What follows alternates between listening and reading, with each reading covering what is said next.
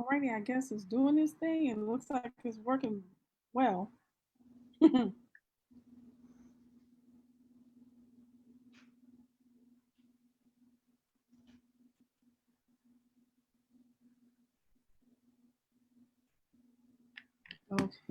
where did it go?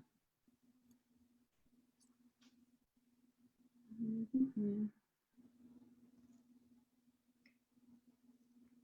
I'm looking at it. It says it's live, but is it? Let me see. Oh yeah, we are here. All right. One more thing I want to share to oh shucks.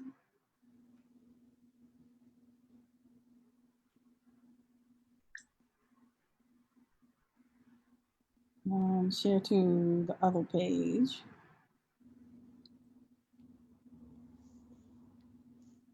Okay, we got it. All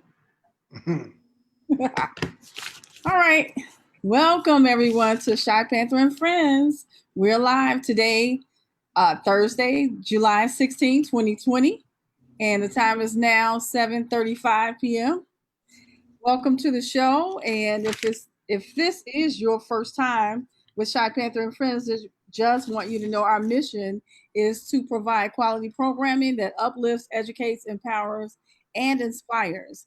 And we try to do this every single time we come onto the show. We're usually here at Thursdays evenings at 7 or 7:30 p.m. And I have a couple of reoccurring guests. And tonight I have Clarence Thomas, and I can tell you a little bit of his background.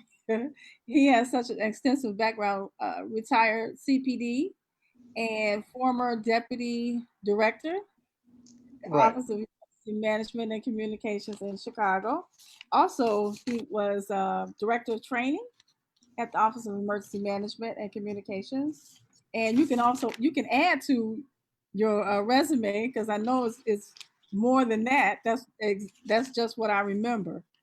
Oh, yes. Well, I'm pretty heavily involved in my church.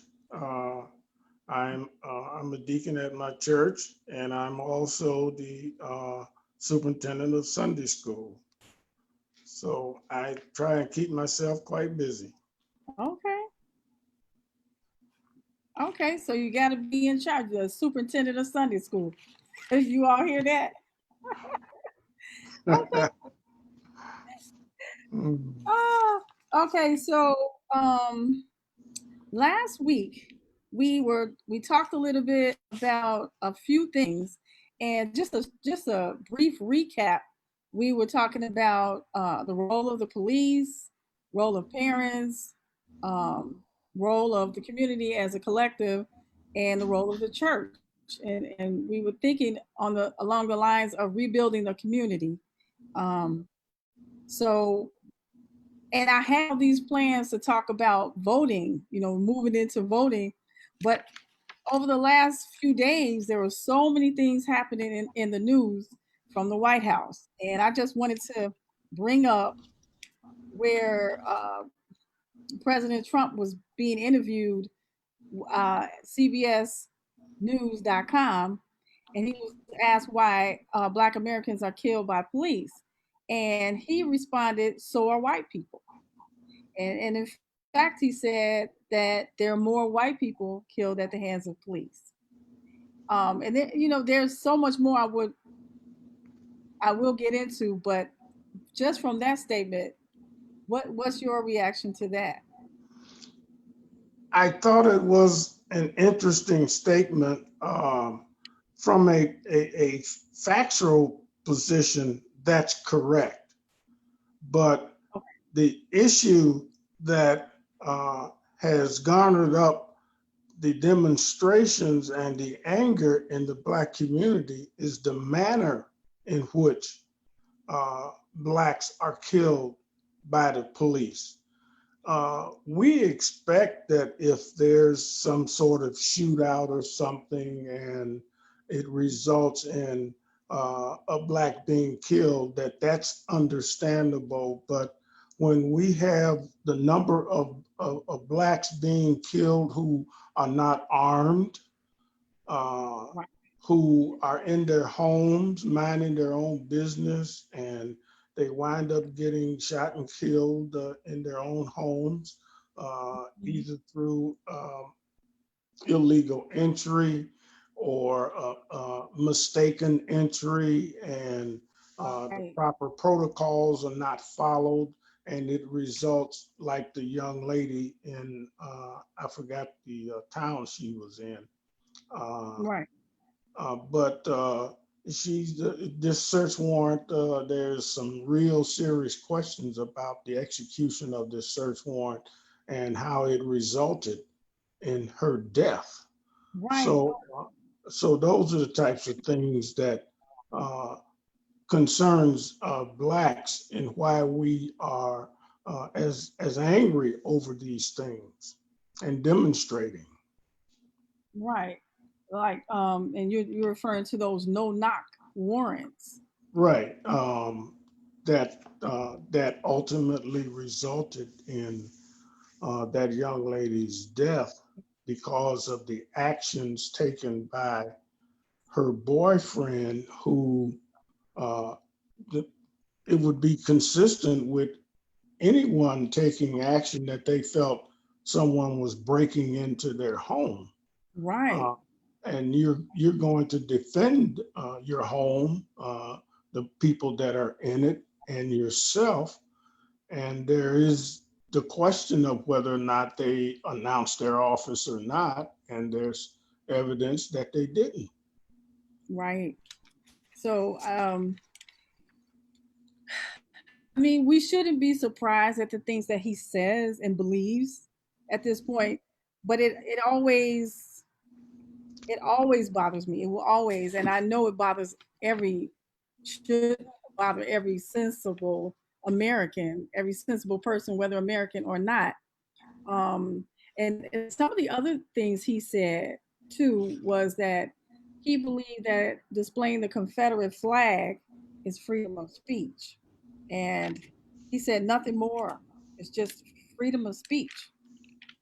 So Yeah, we have come to understand that uh, the leader of our country makes many statements, but he makes blanket statements without providing context uh, or providing facts to whatever statement he's making.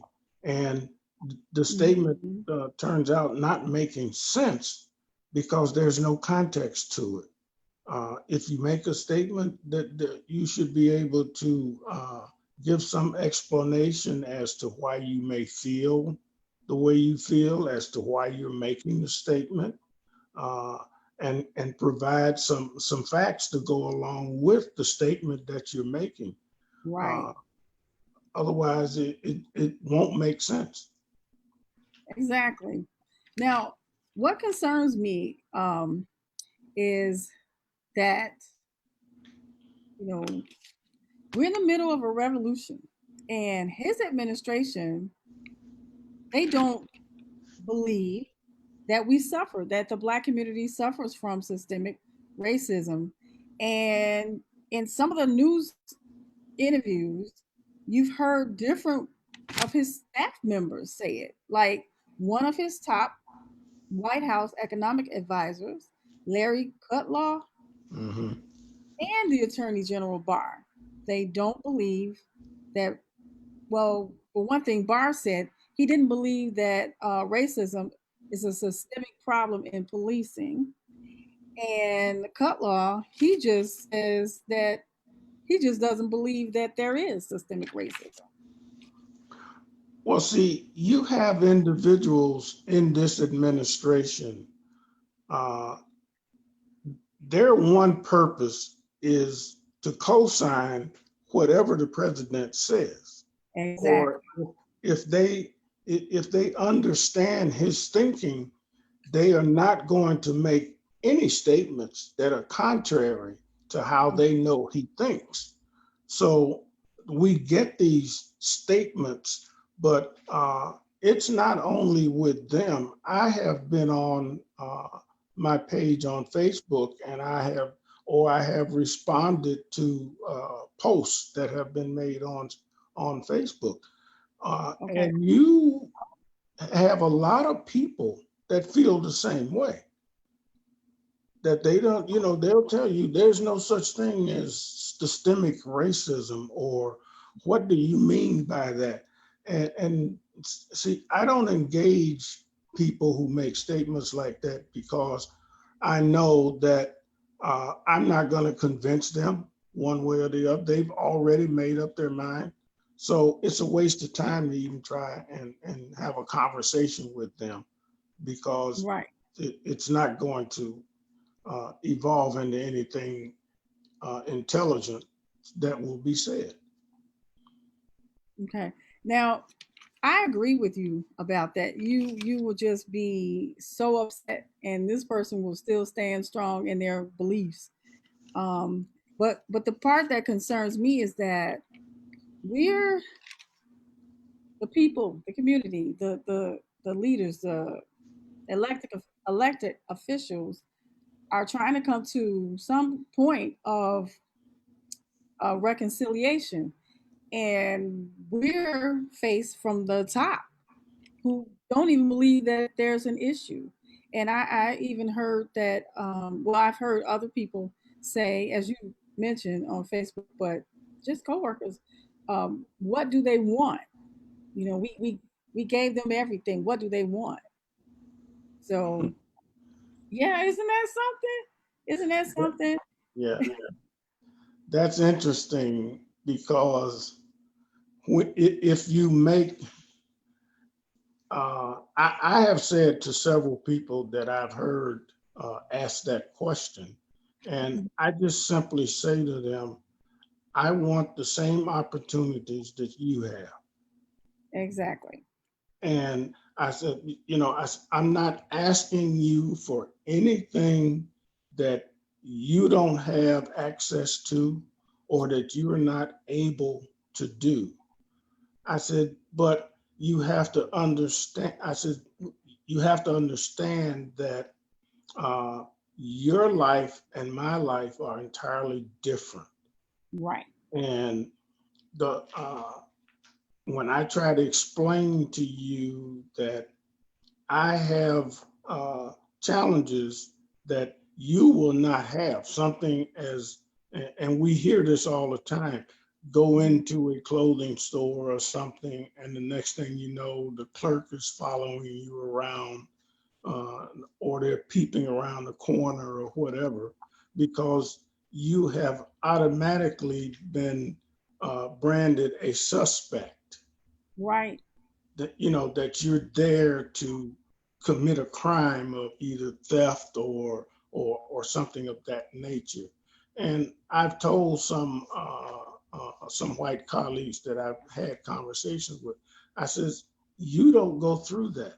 I says, and if you do, I'm pretty sure I would like to hear your story about going through something like that. And Right. none of them have ever said that they've had that issue. So it's like, then you don't obviously understand where I'm coming from. Right. And it's not a matter of me holding my hand out. My position is, if I have the same opportunity that you have, then it's up to me at that point to accomplish whatever it is that I want to accomplish. Now the onus is on me. Right. And you're absolutely right about all of that. And I agree with you 100%. And I was going to say that I heard another uh, program with CNN, and the reporter Chris Cuomo, he was he outlined racism, systemic racism, like completely, as far as I'm concerned. And he did it very well, and he talked about it, and he provided examples, as you said. And Hmm. the thing about, even, I hate to say this, but even talking to some of our own, a lot of people think that we're doing okay. And well, I won't say a lot, but a few think we're doing okay. And I just, as we were talking about last time about taking ownership and stepping up, and we have to save ourselves, we have to do something to help ourselves. Um, and that wasn't, you know, said in any light way of not considering systemic racism, because systemic racism to me is not all that apparent, because it is through everything that we do, and it's been that way from since we were here, brought here, Hmm. and it goes through every way of life that we have, and it's not all that apparent. And I just wanted to talk about, just bring up a couple of things that was said in the CNN broadcast, and one of them was the fact that as far as earning potential, that you could have a white person and a black person the same uh, level of qualification, but that white person will definitely make more money than the black person would. And as far as being underemployed or unemployed, people don't always think about being underemployed, but it is a very real fact. And I think a lot that would is to me one example of something that wouldn't be blatantly, you wouldn't see it as blatant as other things, as what we just said.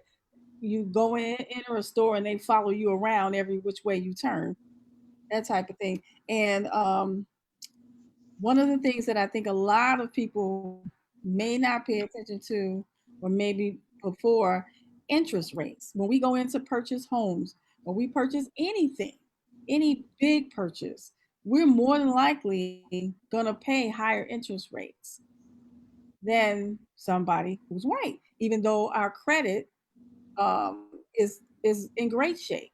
But they will give us the higher interest rate. And one of the things that was mentioned that I really had not considered, and that's when the city planners get together to decide on, like, building highways or putting a road someplace to make it more convenient, and so that the citizens will have more access, or even just so that they can put a factory or something over there that would generate more income, and you have to have a way to get there, so that's when they decide to build a road. um, and more likely than not, that happens in a white neighborhood, or if it happens in a black neighborhood, those people are going to be displaced. They're not going It's not going to be looked at as a plus, as an advantage for them. So those are just a few things where um systemic racism wouldn't just jump out at you. Well, uh, unfortunately, it's something you mentioned earlier about even you have some blacks who don't feel that there is systemic racism, and they feel that they're doing all right. Mm-hmm. Well, what are they measuring when they think about whether I'm doing all right or not? You may be doing all right from a material perspective, There you go. but you you are still recognized, and you can't hide the fact that you're black. And when you go anywhere, that's the first thing a person sees when they see you. You can't hide that. Now, Right. if they already have a preconceived idea of what a black person is, then no matter what you may feel you have achieved or what you may have achieved, it doesn't matter. Uh, the one example that I will use is the fact that uh, they painted a racial slur on, was it Michael Jordan's gate to his home? Mm, Uh, wow. I may be naming the wrong athlete, but it was a very high profile athlete that they painted a racial slur on the gate to his home. Well, he may be sitting there thinking, I'm a millionaire athlete, and I've made it to the top of the mountain. Yeah, but you're still Black. Mm-hmm. And Yeah. you have people who will look at you who have far less than you, but still think that they're better than you because it's a mindset. And that's where we have to understand that systemic racism, it's also a mindset. It's the fact that one race thinks that they're better than the other one, and they will conduct Right. themselves in that form. And how do you get around that? That's the question. People have to begin to accept individuals as individuals, and we are a long way from that. Yeah. Yeah, I believe that's true. Because I had older ladies uh, speak to me yesterday, and she said that she's so sick and tired of hearing about white and black. So sick and tired of it. And why do we have to keep talking about white and black? Why can't we just just look at people as individuals? So that's what she said. And then she went even further to say that that um, the reason why black people are held down and oppressed, that it goes all the way back in the Bible, and that's the reason why she gave the story about the reason why we're at the place we are. And she wouldn't, like, what you said before is nothing that you could say to change her from that. And she was like, but wait a minute, but listen. And she just went on and on and on. Mhm. And I don't know. And then you hear some people say, well, they'll blame the church. They'll say, well, the church is the reason why a lot of black people are so far behind. And I don't agree with that. I don't Mhm. I don't agree with that at all. I think that it's just as you said, it's a mindset, and the thinking of this is happening to us because of what was said, what would happen to us in the Bible for disobedience, would make us a perpetual victim. Like we would never expect. We're just supposed to accept it and just sit there and just take the abuse, no matter how bad it was, and that makes no sense to me. And I don't know why she just couldn't get past that. That's where she is, and she's at least 70 something, and she thinks that that's the way. And it's funny that people search for uh, they search for things to justify their thought processes that they've Mhm. already reached a conclusion about, and then they try to find something to justify why they feel the way they feel, or they'll take something and twist it. But Mm. if you just from a geography perspective, when you're reading the Bible and you're looking at where things are occurring, they're not occurring in Europe. They're occurring in Africa. But that people don't want to think of it in those terms. But when you read the Bible, and you will see that uh, the incidents that occurred uh, in this particular location is the same area where hello. I'm still here. Oh, I almost lost you. Oh, it's somebody's coming on. I don't know who's coming. Oh, Who's coming in? It's me. It's Oh, Marcella NJ. Okay, because we can't see you. We just saw you pop in. Yeah, I'm still driving. Oh, okay. Okay, Clarence, go ahead. Oh, uh, they point out the geographic locations of the area that they're talking about. And if you go to, say, a world map, you will see that these areas are located in Africa. They're not located in Europe. They're not located in Canada or someplace else. Mhm. Uh, they're located right in Africa. And when you say that to people,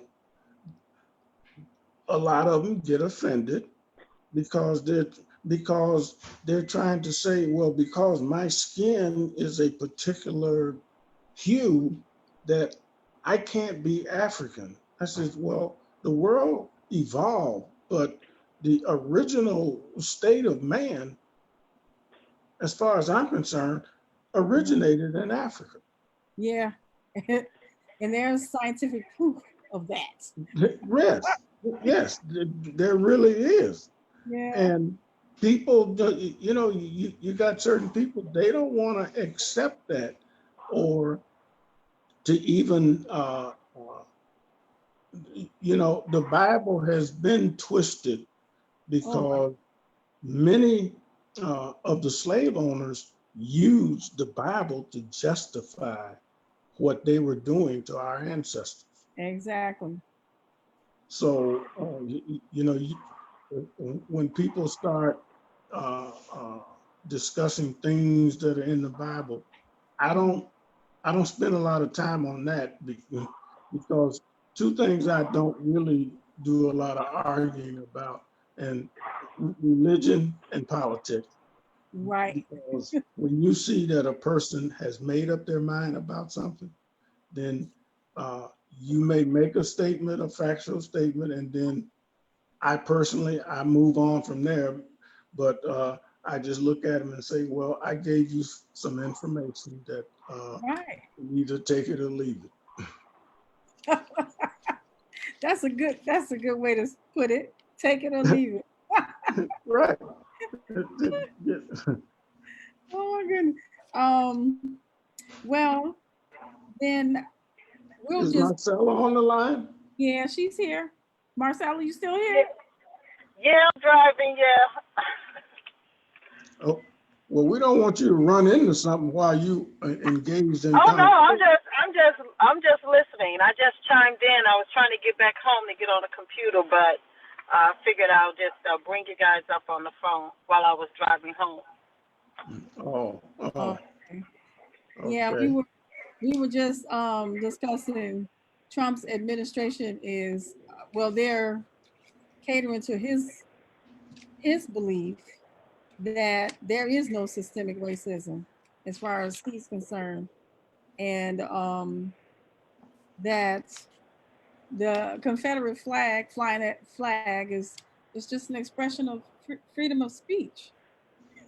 That's his, that's what he said in his news interview, and that's what some of his top people have also said that they believe. So Well, see. Well, Oh, go ahead. I just, the orange one just cracks me up anyway. So I give no validity to anything that he says because to me he has a remedial education, and I don't understand how they let this idiot get in power. I guess because he has money, and anything that he says anyway, I can guarantee you that he has not by anything that has been written or researched or that's historical. mhm. I try Well, not to give anything that he says any credence, even though he's the president. But that doesn't mean your words are valid or law. So Right, right. well, he's hilarious. He's hilarious to me, really. well, excuse me. Well, not only him, but anyone who believes like he believes. I'll just briefly mention, if you understand the history of the Confederate flag, Right. it represented the actions that were taken by those under that flag to, number one, enter a war against this country for the purpose of maintaining slavery. Yeah, That's because what the war was about. that was their generational wealth. That was their money. That was the only way they were able to make money. So absolutely, it was. They waged war against the North, and basically, I believe the North didn't. They weren't concerned about the freeing of slaves. They wanted in on the pot. Right. They weren't. They wanted in on the money. It was all about money. It was all about money. And in fact, Yeah. I did research and I read where the South was paid reparations for losing that economic base of having slaves. Mm-hmm. I can believe it. I can believe it. Yeah, that's a historical fact, and Yeah. that's where you get amazed when we start the conversation about reparations. That they look at you like, oh well, you are looking for a handout. Well, you got one. They sure did. Or your ancestors got one. They sure did. Right. The Japanese got one. Everybody. There were other ethnic groups that were The discriminated. Koreans got one too. The Koreans got one, yes. Yeah. You know what theirs is? It was our hair care business. That's why they own and they have a lock on the industry in regards to all of this hair, the products, all of that. They have a lock on. Well, what do you guys think about, Clarence? Were you going to add to it? Go ahead. Yeah, I was gonna say a lot of that is our own fault. I will never forgive Johnson Products for selling that company. Luster Revlon? Sheen, Revlon, Luster Sheen, they sold it to Revlon. That's crazy. Right. We've had black businesses that have just took the money and ran. Yeah. And that's and that gets back to really what do we consider wealth to be? And many of us boil it down to dollars and cents. And it's not always dollars and cents. Right. Absolutely. Well, what do you guys think about Evanston has decided to pay reparations to their citizens, and where is that? I forget the town in North Carolina. They've decided to do the same thing, but They decided to do what? they've decided to pay or give reparation to their citizens, and I cannot remember the town. I just had it on my screen. But my question is how? In what form is it going to be given to them? So it appeared to me that they were going to collect from a particular tax base, like from the marijuana sales, and then they would invest in housing and jobs and this and that. But to me, you haven't given a reparation. You're controlling and you're seeing fit how to repair a relationship. What is that? Well, that's the one thing that I've been waiting to see is exactly how are they going to do it, number one, and who's involved in the decision making Exactly. for this to take place. Now, Is it for all those citizens, or we're talking about African American citizens? no, it's the No. African American citizens. there in Evanston, it's the African Americans that are residents of Evanston. Right. It is my understanding that they have voted to give their Black citizen residents, not the necessary citizen, but their residents, they voted to give them reparations. But you haven't heard anything else about it, and I'm waiting to see what is this plan going to look like and who's involved in the planning. Right. And I haven't seen that. I haven't heard that yet. Maybe the maybe the mainstream media hasn't picked up on it, or maybe they're ignoring it. I don't know, but I They're haven't heard. probably ignoring it. I'm pretty Yeah. sure they. I'm pretty sure they probably are, and I almost said something, but I'm glad I didn't. Well, you said, but wait a minute. Maybe not. No. I ain't trying to be funny, but yeah, you got to be careful what you say. I mean, always. But I did look up and I found in North Carolina the town is Asheville, North Carolina, and I don't know the details of that, but it looks really similar to what Evanston wants to do, and I don't think that's a reparation. Not in my mind. Not in my mind. Not if you are gonna tell me how I'm gonna use the money or use the resource or whatever it is, and you're still determining how I get it. What? You know, I don't know. That doesn't sound right to me. I'm sure that on one hand that's commendable. On the other hand, it causes a divide. And you're right. How and who's in the process of planning it? Who came up with it? All of this other stuff.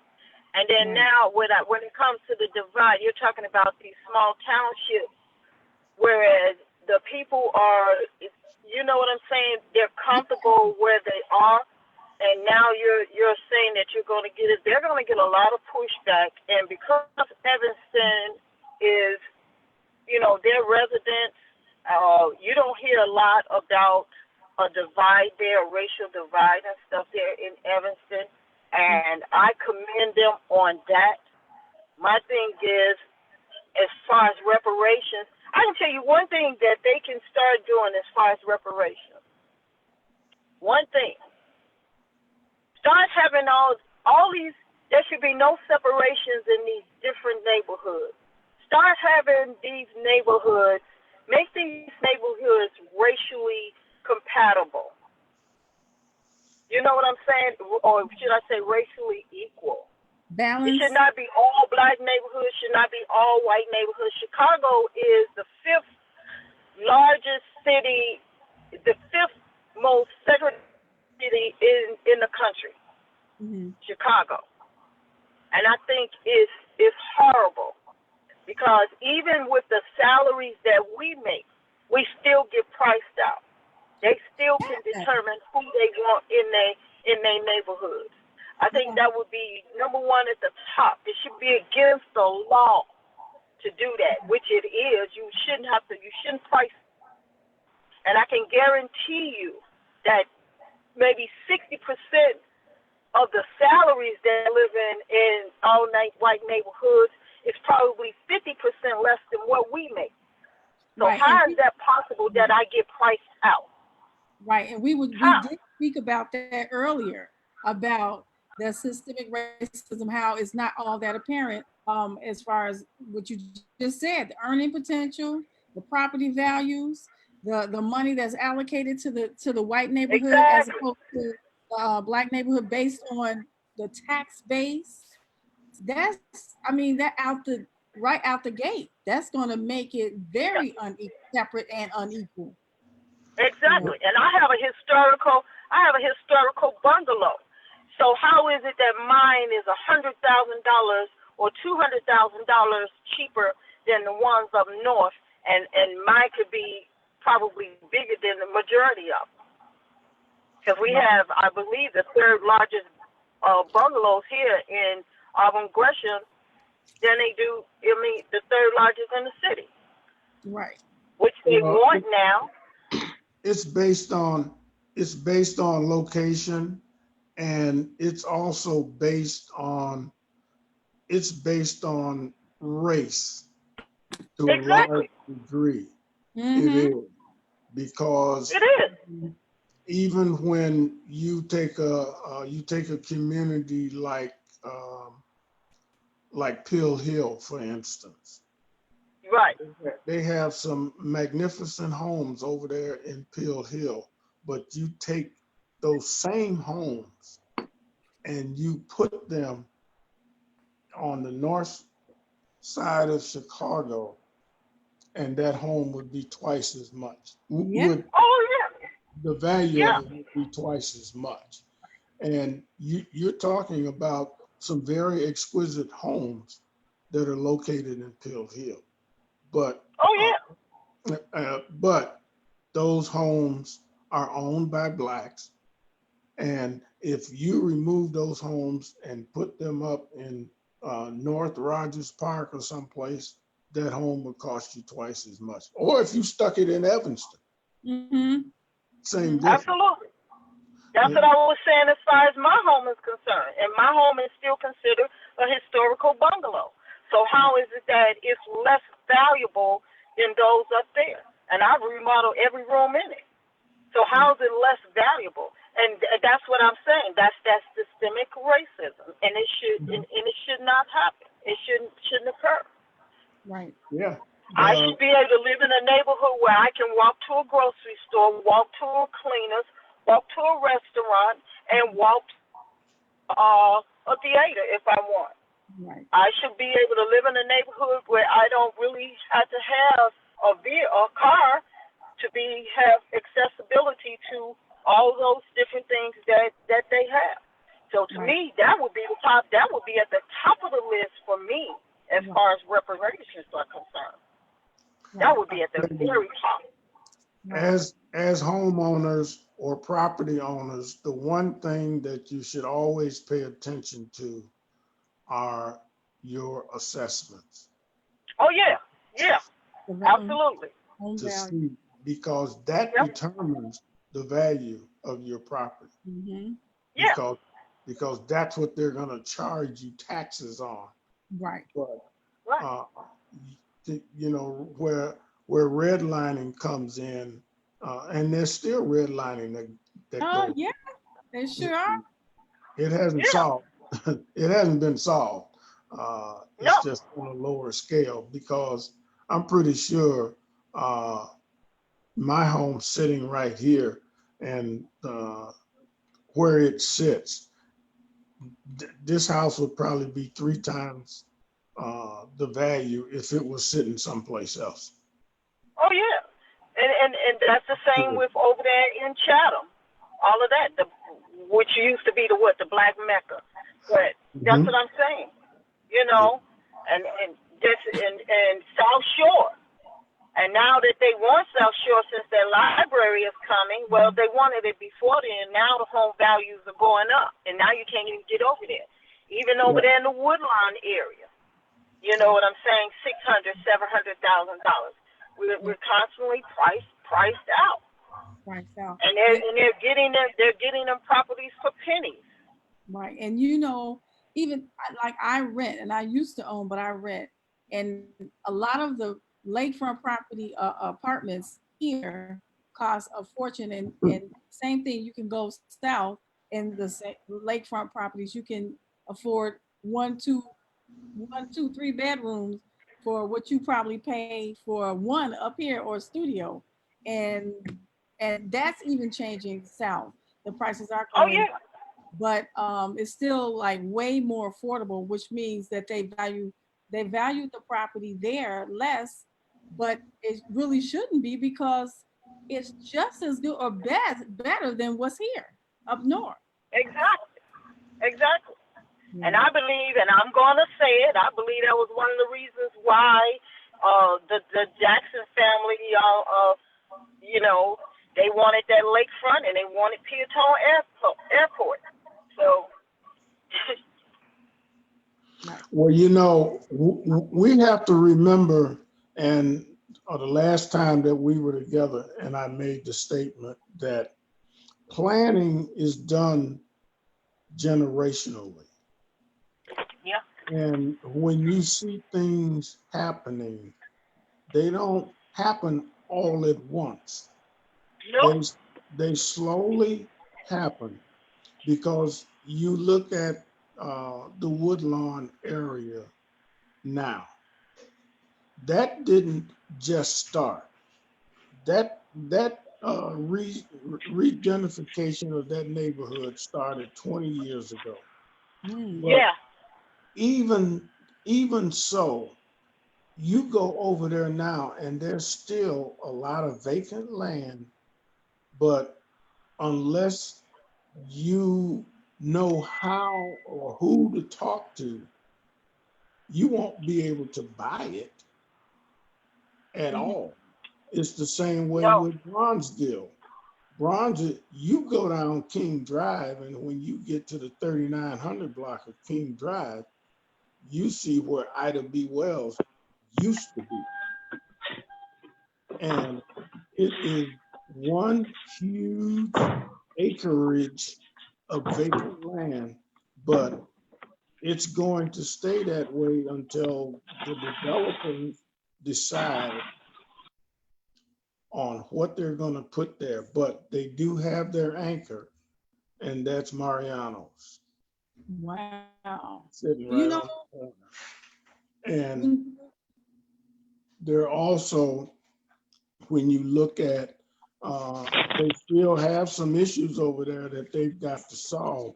You still have those low income, uh, uh, I call them projects for lack of a better term, that are right off 35th Street. They're still there. And I'm sure that those buildings are going to stay there, but ultimately those people are going to be gone. hmm and you know, too, talking about gentrification, the west side, North Lawndale, and a lot of that area over there, you wouldn't even recognize it. If you drive over there, you just wouldn't even Yeah, recognize it. And I that's remember true. growing up over there as a kid, they didn't have anything over there. No stores, no nothing. Libraries, nothing. And it's been didn't I haven't really driven in there like 19th Street, but I know a lot of it was just leveled out land and where you could, you could just look all through the neighborhood because the land was cleared. Right. But then you go over there, you won't even their houses where there was never anything for I'm talking many years. Like I bet you 50, well, I won't say 50 years, but at least 20, 30 years, there was nothing but a vacant lot. And they redeveloped, and that's happened, uh, I guess maybe at least 20 years now. hmm Well, when you consider the west side of Chicago specifically, a lot Yeah, of that vacant land has been vacant since the 68 riots. yeah. So you can go back, you can go back 35, 40 years real easy. hmm hmm And you can Yeah, see I know, that because nothing I has happened. remember I was there Yeah. probably that many years ago, and that's where when there was absolutely nothing, and it remained like that for a number of years after I left. So, But wow, Gail, let me say something about, if I may, sure, say something about voting. okay, We we have to understand as a people that this is a this is the most important time in the lives of our children right now. The generation that's coming behind us and the one that will come behind them, we have to understand that voting this election that's coming up is going to be very, important to us. Now, Mhm. we have complained, and the one thing I will say is we have a lot of lazy voters. Mhm. They just either, and they meet two criteria. Either they're lazy because they won't get up and vote, or if they go vote, they just go vote for the name that they recognize on the ballot. But Yeah, then they'll go home and they'll sit down and they'll talk about this person not doing anything. I know. Either you voted for them or you didn't vote, and either way, we've got these politicians that have been in office for. Wait, um, wait a minute. Clarence, I can't hear you. What the heck? Um, you're muted again. Oh no. I need you to okay, now. Okay, Say okay, I can hear you. yeah, Um, I don't know what happened. I was scrolling this thing around and the next thing I couldn't hear you. So it was my fault. I'm sorry. But Oh, I heard you yeah, talking about yeah, I did unmute. But okay. I'll end it just by saying we have to stop being lazy voters. We have to uh, we have to research. We have to invest time in looking at those individuals who have been in office, look at what they've done, and then look at the people who are challenging them and see if we can replace, because some of our people who are in office need to be replaced because Yeah. to them it's just a paper. Can y'all hear me? Yeah, Yeah. we can't. Oh, I'm not gonna hold you. reason I'm not gonna. it kept muting me. Oh, I'm not gonna hold you all much longer. Um, but so Well, we can further explore the voting on the next show. Hope that you guys can come back because we really got to get into the voting. Talking about vote 2020. So, Marcella, you had anything you want to add? Because I don't want to hold you guys much longer now. yeah, what I wanted to say is to Clarence is a lot of it comes from the fact that they, number one, to me, they took civics out of school. So people don't know what it means to vote. And when you look at the numbers, surprisingly, a lot of black folks do vote. It's these other ones that don't vote. White folks haven't voted in this city for years until Rahm Emanuel ran, and they really turned out. Okay, so you Number got two, he had two. a lot of these local politicians. You're absolutely right. We really need to do something to get them out because they're not doing anything for the people. They're not doing Right anything.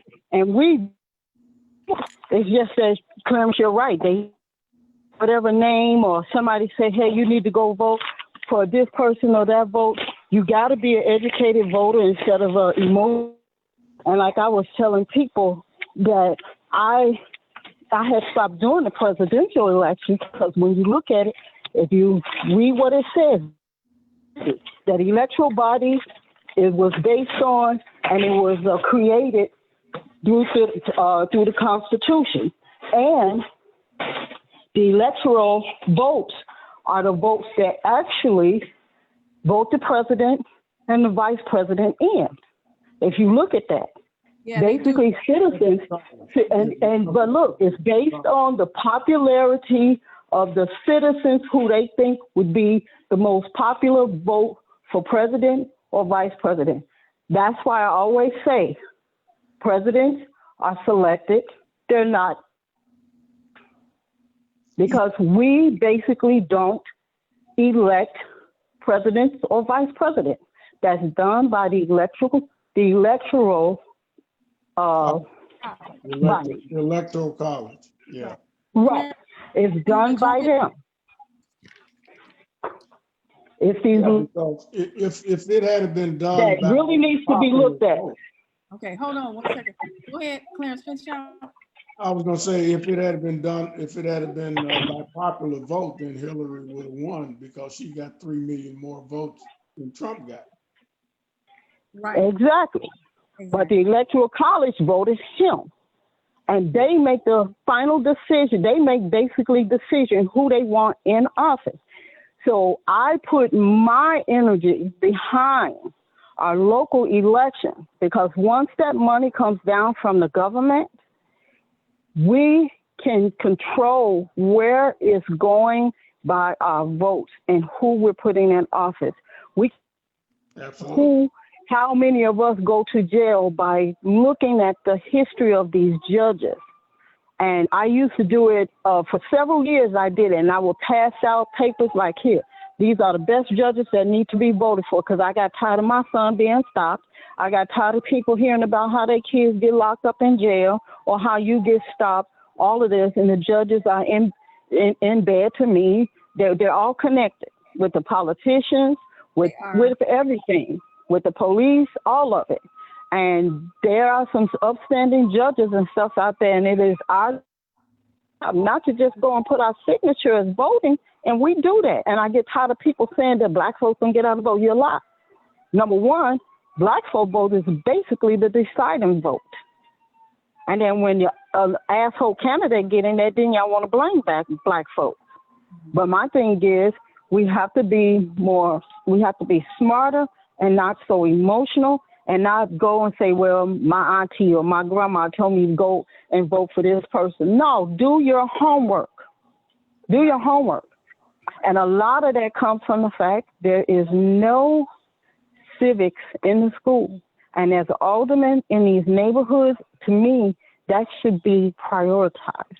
That should be something that they really need to look into and make sure it's done. Make sure it gets done. Same way Black history was supposed to be taught in schools. We sued the Chicago Black citizens sued, what was the parent organization, I believe that's who it was, who sued the Board of Education because they were not teaching it. And Clarence, it was like in the 70s, I think 75, 76, something like that. Mm-hmm. And they still don't teach it. No, they still don't. No, they don't. No. And it has been convoluted anyway. Well, guys, I'm not going to hold you. I do want us to pick this back up from 2024, our next show. So, Shy Panther and Friends listeners, thank you for tuning in with us tonight, and meet us back same time, 7:30 next Thursday, and we'll jump in there and send us your questions and comments. I'm always checking to see what people have to say, so join the conversation. Let us know what you think. Thank you, Clarence. Okay. Thank you so much. And I'm pretty sure next time you'll have this thing down pat, because it took me about 4 or 5 times. Yeah, I was struggling there for a minute. Yeah. You did better than I did. All right. Okay. All right, Marcella. Is she still there? I think she's gone. She's gone. Okay. Have a good night. All right, you too. All right, bye-bye. Bye-bye. Good night, you guys. Oh, you're still there. Okay. I told you it kept muting me. Okay, good night. All right, good.